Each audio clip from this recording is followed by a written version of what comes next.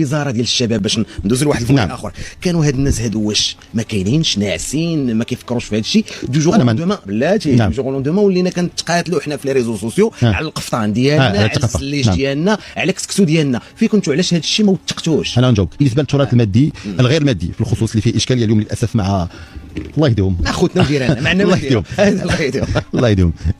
اولا هذا تراث لا مادي مغربي معترف به على الصعيد الوطني وعلى الصعيد الدولي، والتوثيق جاري به العمل.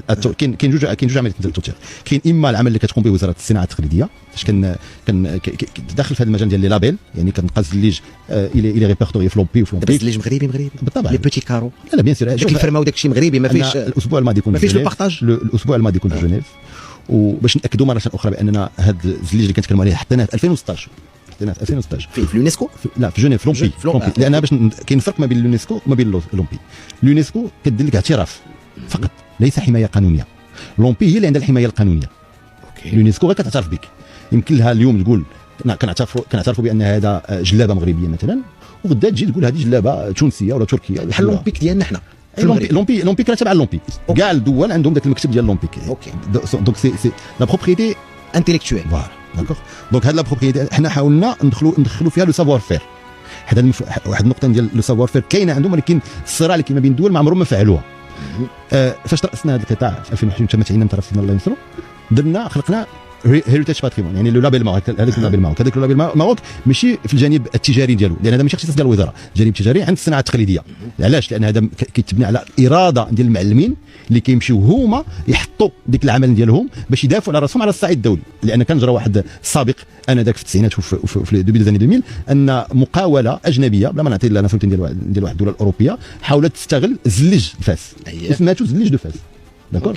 وفي اطار الحمايه والعمل اللي قاموا به انذاك المتعلمين مع وزاره الصناعه التقليديه، تحط هذا الزليج دو فاس باش ما يبقاش اي واحد يسمي راسو زليج دو فاس، لانهم استعملوها كمارك سماو زليج دو فاس وكيبنيوها وكيديروها بدو مانيير اندستريال في الوقت اللي الزليج ممنوعه. حنا عندنا دو مانيير ارتيزانال نون با اندستريال، وبحال كتكذب بحال مثلا انا كنبغي نمشي نشري زليج دو فاس بحال كنولي كنكذب على حتى الكونسوماتور.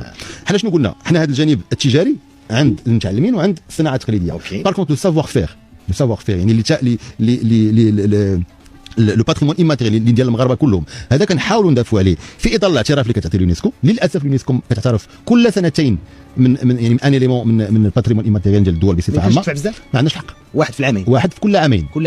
وكيف ما كتعرف المغرب عنده مجموعه ديال ليزيليمون ديال الباتريمون ايماتيريال، ولكن في قلنا له ذاك لوفيس وكاين لومبي في جنيف. لومبي مدخلين فيه الزليج، مدخل فيه الزليج من 2016 القفطان. لا مازال ما دخل. ايوا فين كنا اخو؟ الله يعرف. احنا دابا كاينين احنا فين كنا ما عرفتش. داخلين حنا في جنيف.